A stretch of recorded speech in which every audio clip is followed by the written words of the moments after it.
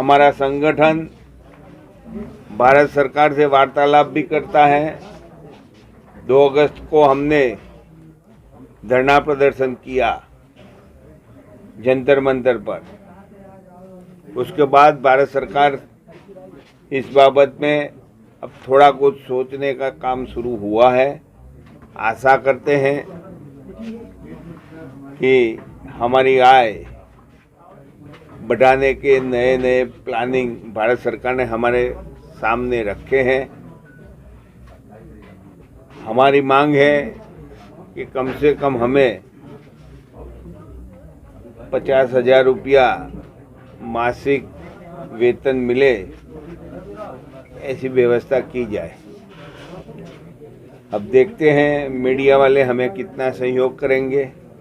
लोगों में बड़ी भ्रांतियां हैं कि आपके ये तो मीडिया वालों ने दुनिया का एक प्रदर्शित कर दिया है कि वो देश का लाल बन चुका है 70 में घर छोड़कर। सर आपको भी प्रदर्शन करना पड़ता है, ये बड़ी बात है। यही तो लोकशाही की तासीर है। ये भ्रष्टाचार नाबूद करने का एक सही रास्ता है कि परिवार वाला मन चाहे कुछ भी कर ले, वो करने की इजाजत नरेंद्र मोदी देने के लिए तैयार नहीं है। मुझे पॉलिटिक्स का कोई काम करना आवश्यक लगता नहीं है। मैं जहाँ हूँ वहाँ ठीक हूँ और इससे मुझे बहुत बड़ा संतोष है। मैं देश का नागरिक हूँ। आप जा सकते हो? कितनी बार सर पीएम आवास नहीं, आप जा सकते हो, उसका जवाब दो। मैं देश का नागरिक हूँ जी। आप मुझे क्यों दूसरी ओर ले जाते हो? मुझे देश का नागरिक मिटा देने की इच्छा रखते हो? मैं जब जाऊंगा, परिवार वाले जाएंगे तो आप वही कहेंगे कि पहले वाले था वही ये है। इसमें और इसमें जो फर्क है वो यही रास्ता है। और दूसरी बातें हैं कि भाई साहब देश के लिए अपने जीवन को समर्पित कर दिया है, फिर उसको परिवार से बट्टा लगाने का हमें कोई अधिकार है?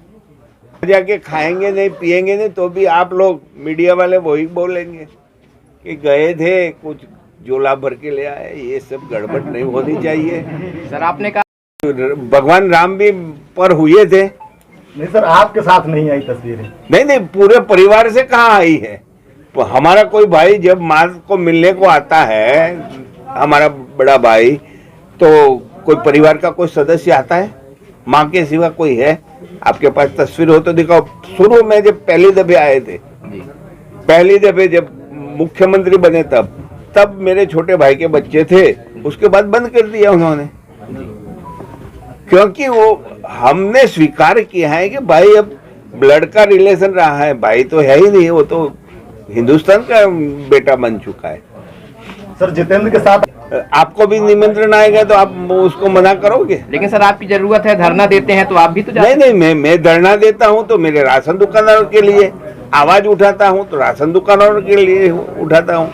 मेरे लिए तो नहीं उठाता, मेरे परिवार के लिए नहीं उठाता हूँ। नीति में जाने से सब सुना जाता है। तुम्हारे कितने सदस्य आज तक भेजे, कितना सुना है? उसका कोई प्रमाण है? सबका सुनने की सुनाया जाता है? तो ऐसी सोच बदल दो। हाँ, जब राम के दर्शन के, राम तो अभी है नहीं, लेकिन उसकी अपेक्षा है कि मैं राम के दर्शन करूंगा तो मेरी आवाज वहां तक पहुंचेगी। राम मंदिर के संघर्ष में आपके 500 साल से देश की जनता पूरी लगी हुई थी। 500 साल से मुसद्दा चल रहा था, तो खाली मेरे भाई को क्यों ऐसे बोलते हो? इतने लोगों ने शहीदी बहारी है उसके पीछे, उनको लगाओ ना। ये तो आज मुखिया है देश का, उसकी जिम्मेवारी है। और साथ में मैं ये भी कह दूं कि आपने रामायण में देखा होगा जी, जो तुलसीदास जी ने रामायण लिखी, जो कुछ पट कथाएं हुई, उसमें हमारे समाज वालों को अन्याय किया है, लेकिन अभी न्याय मिला है। जब हनुमान जी लंका गए थे, लंका जलाई जी, तो जलाने के लिए पेट्रोल डीजल तो उस टाइम था नहीं, वो तो तेल था। और तेल कहाँ से आया? हमारे समाज वालों ने बनाया तेल। हम तेली हैं।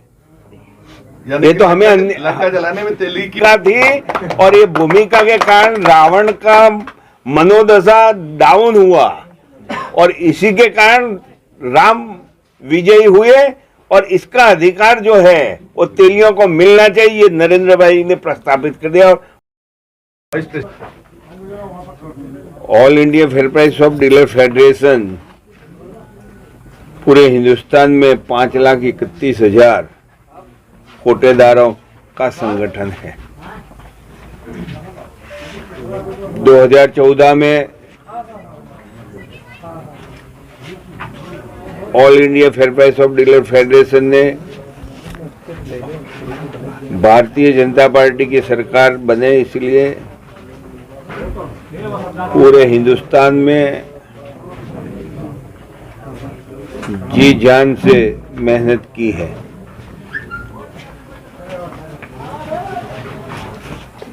देश के पंतप्रधान नरेंद्र भाई दामोदर दास मोदी देश में डिजिटल पद्धति को अच्छी तरह से आगे बढ़ा रहे हैं।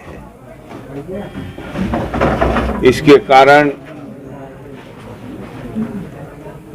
राशन बिक्री में भी आमूल परिवर्तन किया है। क्या आय में कुछ इजाफा हुआ कि नहीं?